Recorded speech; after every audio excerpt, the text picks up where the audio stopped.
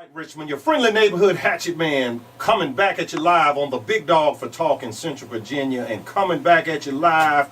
And hey, it is shown enough a man's world, and we have men's men here in studio with us. Mark Oz Geist, Chris Tonto Peranto, John Tig Teagan. These are three of the heroes of Benghazi. And gentlemen, we want to say welcome. Thank you for joining us. Thank you for your service, and God bless you. And maybe you guys would just like to just take turns, introduce yourself to the audience. I'm John Tig, former Marine, 4 years. I did actually heating and air conditioning after that, and then I got then I got back into contracting and eventually started working for the agency. Oh, okay. Yeah, and they always say former Marine because there's no such thing as an ex-Marine, right? No, sir. All right, all right. I'm Chris Peranto. I was with the 75th Ranger Regiment, 2nd Battalion, and I started contracting approximately 10 years ago, if not a little longer after today's date. And spent a little time with 19 Special Forces Group. I was enlisted and also an officer, so sorry all those enlisted guys. I went to the dark side here in between. But yeah, and it was the same with the guys I was working there. Now I've never worked in heating and air conditioning, but primarily just military and contracting for approximately about 18 years. Yeah, 18 years. 18, okay. Yeah. And Oz? Yeah, my name's Oz, Mark Geist. I'm from Colorado. Served 12 years in the Marine Corps. Got out, worked in law enforcement for about 6 years, and then started contracting in 2004 when the war kicked up. Okay. And so I take it all you guys were in the military in 2000 when Al Gore refused to count. Were any of you stationed overseas that your vote may have been in those duffel bags? No, I wasn't in 2000. I was in the country at that time. Yeah, I got out. This is Tig. I got out in '99. Oh, okay. All right. But you had a lot of comrades whose votes sat on a dock in a duffel bag. And that's just go back to voter fraud or whatever you want to call it. Just whatever they can do to try to shore up the vote, not count people. It should be counted. It's the military especially needs to be counted. Exactly. Yeah, it was wrong. It was completely wrong. Yeah. But now, we were talking earlier, Oz, you're from Colorado, and we were talking about we were talking off air about the Mark Udall loss, that his big thing is all this phony war on women, which today is Wednesday. Normally we do the Wednesday war on the war on women. And, and they call him Tom Uterus because that's all he talked about. And you say that in one of the debates, they questioned him what was the most over-debated item in the election, and he could not say condoms or, birth control pills that cost $9 a month. Share with the audience what he said was the most over-debated thing. He said that, in response to that question, he said that Benghazi was the most over-debated issue in Washington. Yeah, and it was like from the administration, it was either stonewalling or out-and-out lies. And now you guys were there, you've written this book. We saw, many in this audience probably saw the Fox News special, 13 Hours in Benghazi. And September 11th, I mean, the Muslim world, as a matter of fact, not just the Muslim world, but the history of combat. Do they not like to plan surprise attacks on holidays? Oh, most definitely they do. I mean, that's the way it works. It was 5:30 in the morning when the last attack happened, and it started 13 hours before that at about 9:35 in the evening. Right, and so these people act like on a day as important as September 11th, they're caught off guard with an attack and claim that it was spontaneous because of some YouTube video. Yeah, it's ridiculous because just not learning from the past. The bad guys are insurgents, or whatever we want to call them. They learn from when the Tet Offensive happened. Right. Same tactics and techniques, and I guess we just still haven't figured that one out, even though how many years has it been? And so yeah, they were caught. They being DOD and Department of State were caught flat-footed. Yeah. You saw what happened. Even the birth of our nation, George Washington crossed the Delaware River on a holiday for crying out loud. I mean, dude. Does the Obama administration not have anyone in there that went to war college? You know what? I don't think he does. I mean, seriously, I don't think he does. That's what it looks like. Oh my goodness. Yeah. Yeah, but a lot of good men were lost. Yeah. And you know, you all had some soldiers, Tyrone, Ron Woods, Glenn Bub Doherty, Sean Smith, communications expert, Ambassador Stevens, and but you were able to save Yeah. how many lives? Couple dozen. Couple dozen. Yeah, 24. 24. We might be forgetting one. Sorry. Right. 24, 25 people. And that's because you can think on your feet, you can Yeah. think for yourselves, and an order came to stand down, and Yeah. you all Yeah. refused that order. Yeah, Yes. yeah, we did after about 30 minutes. We were told 3 times to wait and stand down, and finally the third time, Right. we left. It was Yeah. it was not an unlawful order. It was basically it was a dumb order. Let's Right. put it that way. Right. And people Right. are dying. Yeah, same thing with shooting Bin Laden. I understand Obama was told they told him 3 times, and finally he said, "Okay, go get him." Yeah, And so, maybe I guess number 3 is a big number one. 3 is the charm. yeah, three times the charm. You know, but because you had the ability and the integrity, and you could listen to that inner voice to say, "I'm going to ignore this order, and we're going to go and lend assistance." Yeah. A couple of dozen people are alive. Sure, that's correct. Yeah. Yeah. So You know, we better- call that in the military leadership from bottom up, Right. Yeah. and that's what because it was. it's not coming from the top. Right. Right. Yeah, in worst case scenario, it was straight up incompetence. You know, I'd say best case scenario, straight up incompetence. Worst case scenario, something shady was happening up top, and that maybe Trey Gowdy or somebody can figure out what was going on. We still don't know, but it was unfathomable with guys. You don't leave people behind, that they would actually be holding us back when they knew Right. people were dying on the compound, you know, 3/4 of a mile away. Yeah. Now, it's been said that there was a drone camera, and that in the Situation Room of the White House, they were actually able to see the entire attack unfold in real time. Were you all able to get a visual on this drone to verify was there a camera drone present? There was a drone. We were getting feed from them telling us the situation around us, but by the time it got to us, it was too late. I mean, they'd be like, "Hey, you got people moving up on you," and by then we were already engaged with them. Yeah. Oh, okay. So it was about a couple hours after we actually left, or an hour and a half. So about midnight we had it. And, you know, we at least got the first call. Yeah, it at showed up on 9:30. station probably about midnight, Mhm. and you know, whether it be because the delay in communications going all the way back, because it's being monitored somewhere else in the world, and it goes back to there, and then Being comes back monitored to in the Situation Room. Yeah. We hope so. Yeah. Well, yeah. Don't we, actually, don't we? And actually, Hillary was there, and now they say now that Obama was not there, but for 7 hours his whereabouts were unknown. Any thoughts? I'm not saying you have definite knowledge, No. but I'm sure you've thought about it. You had to take a nap. You He was were in ready for a bed. fundraiser. We think he was sleeping. I mean, that's Taking a nap? We're speculating. Again, like you said, we're speculating. yeah. That's what we think was going on. He was sleeping. So you know, there- the best way we can answer that is, where would we been, Yeah. and where would a leader be? Right. He's got troops Yeah. in contact. He's You're commander right in chief. there. You're commander in chief. You know where where do you belong? You belong right there. Yeah. Right. You're Yes. Controlling Yes. your troops. That's what. Doesn't care if you're a civilian. You're the commander in chief now. You're in charge Yeah. of the military now. You be in that war room and you're controlling what's going on. At least seeing what's going on, so you can advise. Yeah. Yeah. Well, And look, we saw where they were at when Bin Laden got killed, because they took a picture of that Yeah, one just to make yeah. sure people would know. yeah. But yeah, and it's fascinating that, you know, the media, I mean, you can go my entire life, even before my lifetime, any well, I don't want to get too political. Well, yeah, let's get political. let's this is the really real deal. Let's get political, Hey, it's a okay? day after elections. Right, exactly. And let's get political, okay? Eisenhower, World War II hero, they call him an amiable dunce, okay? Ronald Reagan, the greatest communicator, they said all he could do is read from a cue card. All right, George Bush, for all his inarticulateness, was a commander-in-chief at a time of war who was totally unambiguous. Yeah. And Definitely. the media savaged all of these men. They say, I mean, even Bush the Elder led a coalition into war.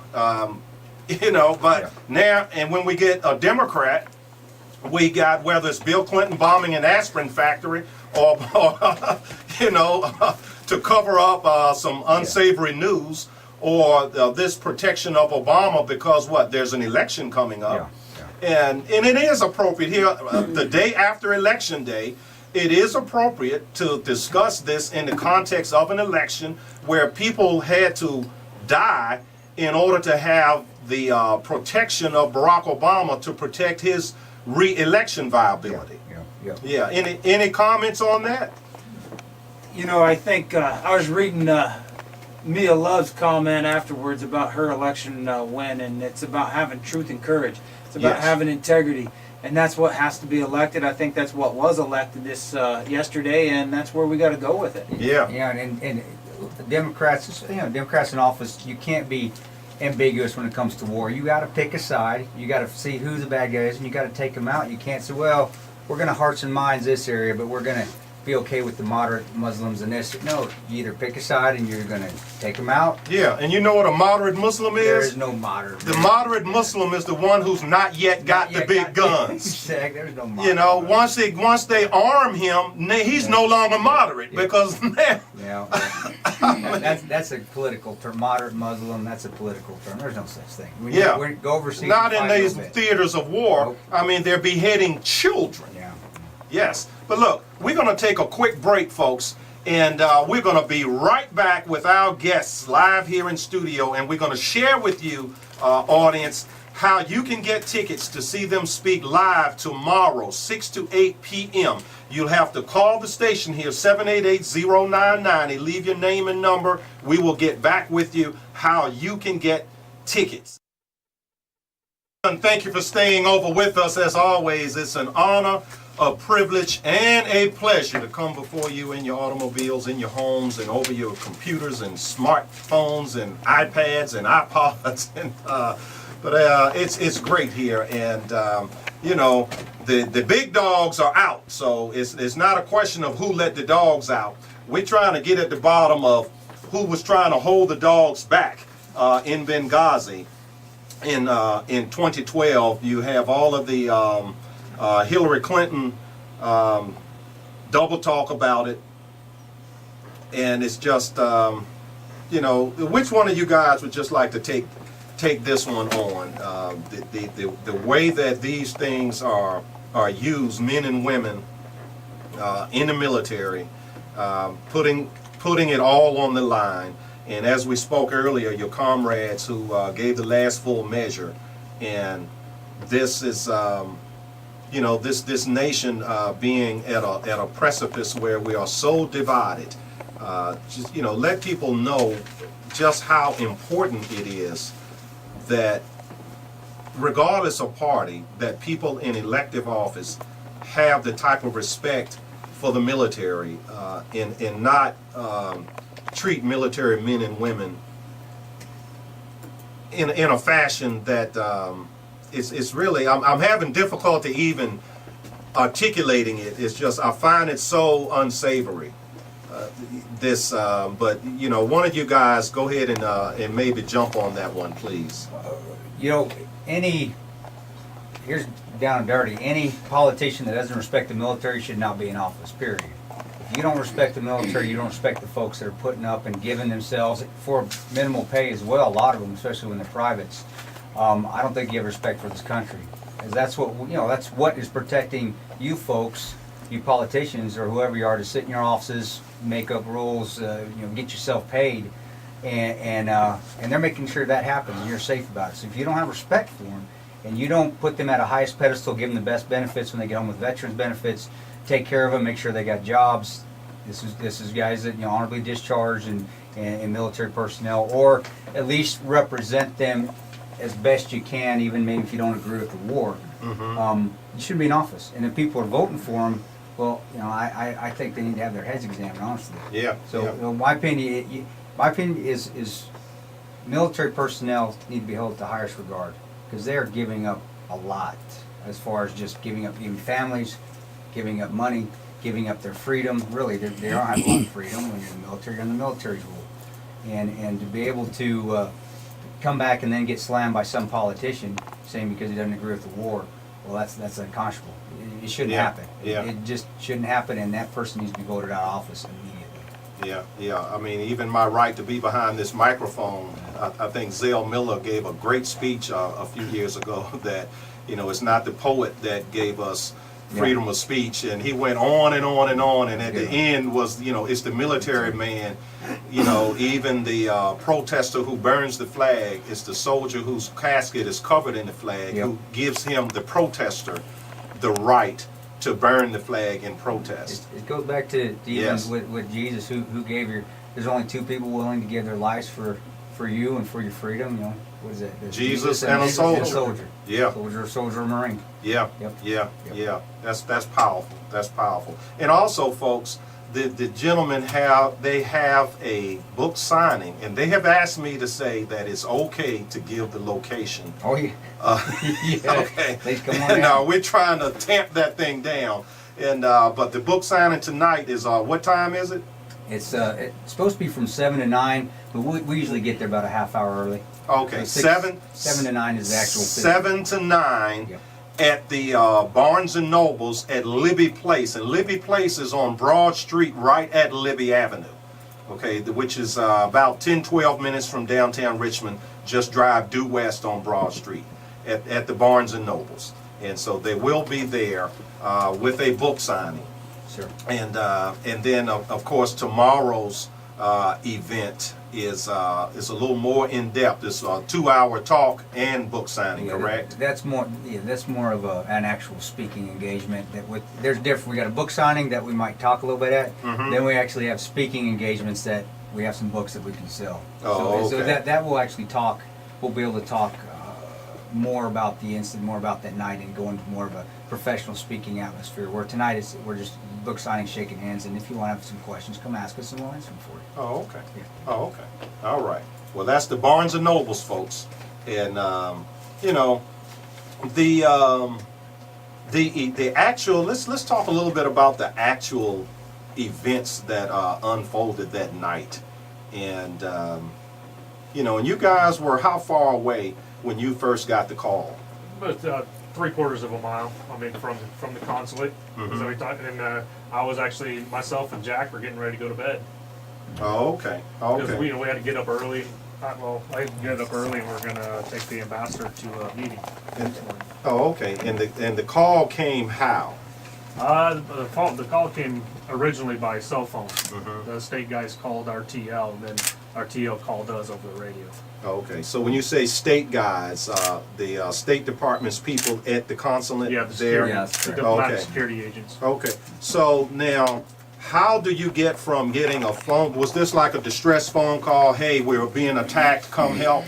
Yeah, I mean, they already been told they were already overrun. I mean, they're already pretty much in hiding when they make the phone call. Oh, okay, and so how does a call get in the middle of that to say, stand down, don't go help? How does that happen? I have no idea. I mean, we were ready to go in 5 minutes. The first time, we were told to wait. It's understandable. He's trying to get us so we can link up with the local militia that's supposed to be the Department of State's QRF. But these are just Local militia, these are just like farmers, and and they shoot how you see them on TV. They shoot from the hip. They spray and pray. So I mean, just by them going on, could have easily killed the state guys themselves. Yeah, Wow. It was how it works in the SOP on the State Department side is when they're overrun, they'll hit a panic button, and that will go out to the embassy there in Tripoli, which is the main headquarters, and then it gets pushed up on their chain, not with our chain of command, we're the CIA. Their chain of command, it gets pushed up to 7th floor of the State Department, and then they're making distress calls through their Tactical Operations Center. Alec Henderson is one of the State Department agents, and then that's when they start giving us calls, because we aren't responsible for them. We went on to do it because we told them we would. It's not part of our job duty. So when we're getting calls on the cell phone, it's an informal way of saying, hey guys, we need your help. Right. And then we'd also provide them a radio that we shared the same frequencies on, that they were calling us on the radio and giving us, saying, hey guys, we're getting shot at, we're getting blown up here, they're lighting the buildings on fire, and we could hear it as well. I mean, we could hear all the fighting. Oh, okay. So getting the stand-on orders was us during that time frame of waiting 5 minutes, saying, hey, we're good, we need to go. Waiting 10 minutes, saying, hey, we're still waiting here, the guys are dying, we can hear them on the radio. we need to go, and then That's take what it he- and stand down order. Yep. which came from the chief of base. They had our chief, which Wow. is our chain, Wow. and then waiting 10 more minutes. So it's now it's 25 minutes going, and hearing them saying, finally, they finally came across and said, guys are lighting the building on fire. If you don't get here, we're going to die. And that's when we basically I walked up to the chief and the TL, and I said, hey, F you guys, get in my car. Not the chief, but our team leader, Right. which is a staff officer. He's not a contractor. He's Right. military. Mhm. I said, get in the effing car. We need to go. And we just left.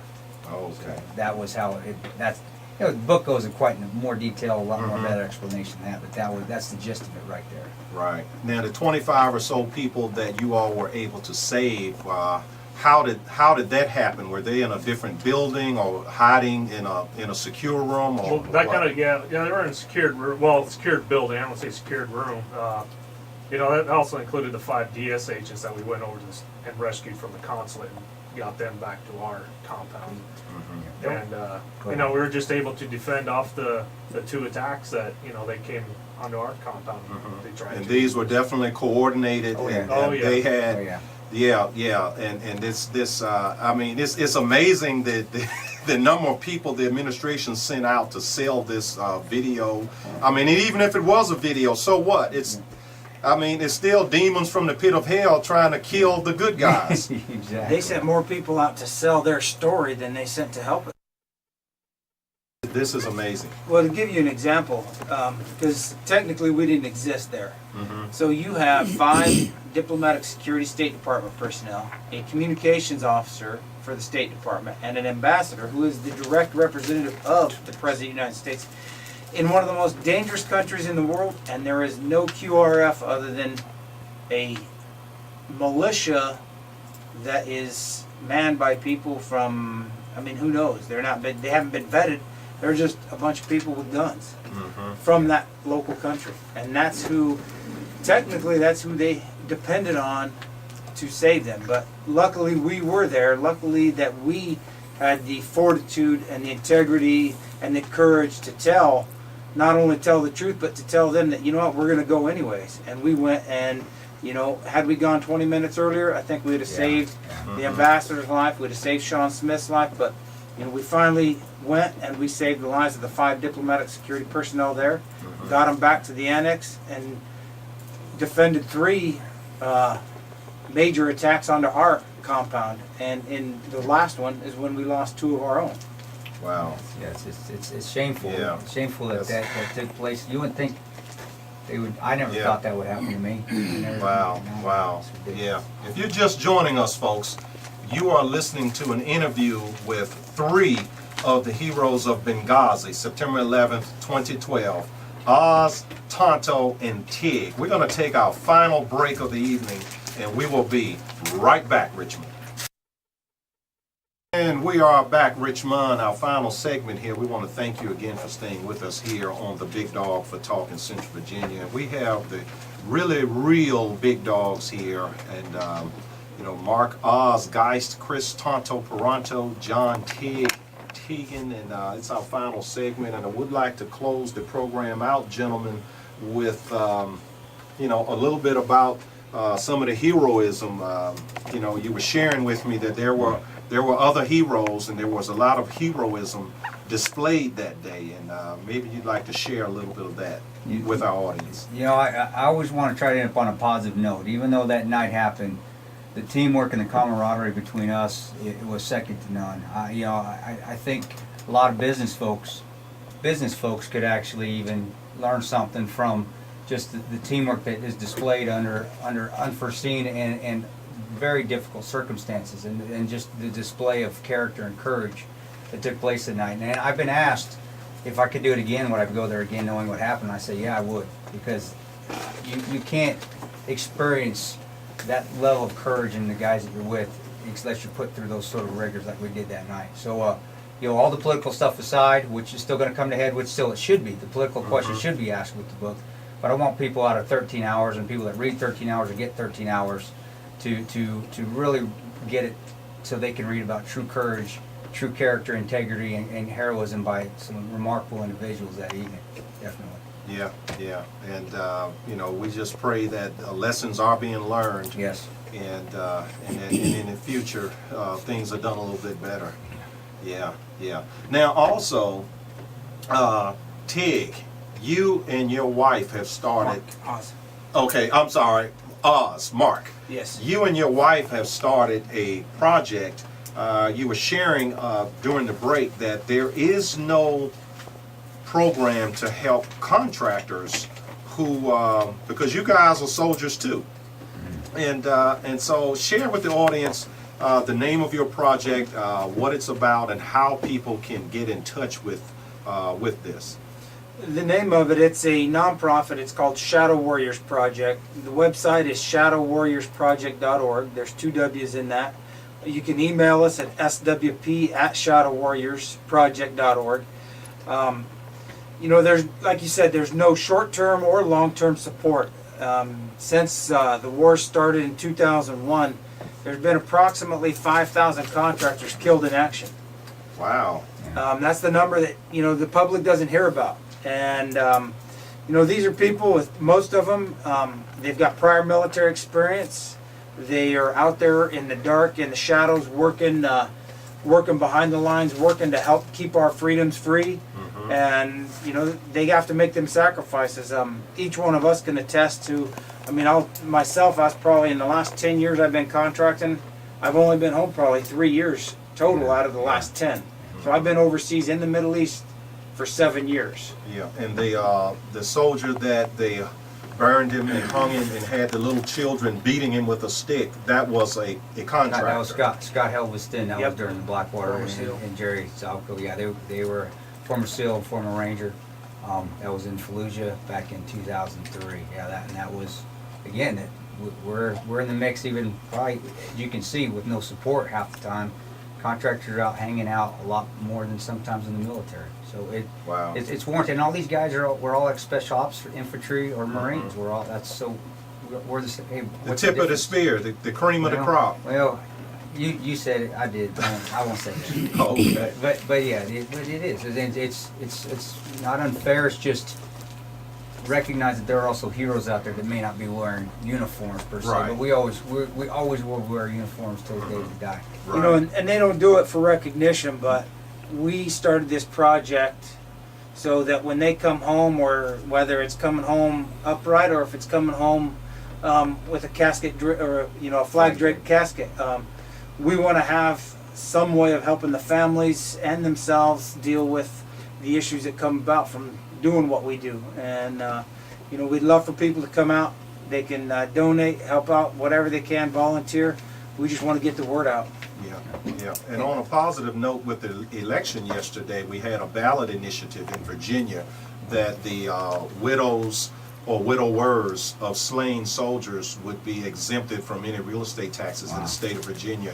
It passed That's great. overwhelmingly. That's great. Yeah. That is awesome. Yeah. Now, final minute, so gentlemen, go ahead and take it and run. I want to say, and I hope, seeing from the elections yesterday, I want to thank everybody that voted and actually voted correctly. And I'm hoping we may have had a little bit to do with that, with being outspoken and telling the truth, that maybe people are starting to finally come around and see that there are people that need to be voted out of office due to lack of integrity. So I want to thank those people that actually got the Senate back under the conservative and Republican side. I think they did the right things. Yes. So I really, really appreciate those people that did that. Thank you much. It means we didn't do it for naught. Yes. Final 30 seconds, gentlemen. Again, please come out, check the website for shadowwarriorsproject.org and support us both there, and by buying the book, 13 Hours. It's a great story. It's a historical moment. It's a second time in our history as this country. Yes. Well, folks, come on out to the Barnes & Noble at Broad and Libby. These gentlemen will be there signing books, and we want to say thank you again to the three of you. Thank you for being here. Thank you for your service and your sacrifice. And thank you out there for listening, Richmond. We're going to see you here tomorrow. Same hatchet time, Richmond. Same hatchet station.